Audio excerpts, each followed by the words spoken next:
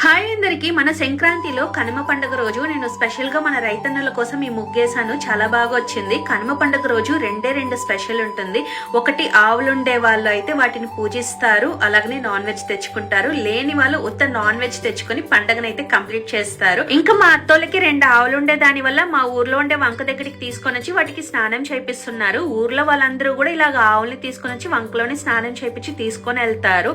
ఇంకా భవేష్ ని తీసుకొని మా హస్బెండ్ తో పాటు మేము కూడా వంక దాకా వచ్చాము. భవేష్ కి చాలా బాగా నచ్చింది. ఇంకా ఆవుల్ని ఇంటికి తీసుకొని వచ్చిన తర్వాత వాటి నాలిక మీద ఉప్పు రాస్తున్నారు. పెళ్ళైన తర్వాత ఫస్ట్ టైం ఈసారి నేను గోమాత పూజ చేస్తా అన్నాను. ప్రతిసారి మా అత్త చేసేవాళ్ళు.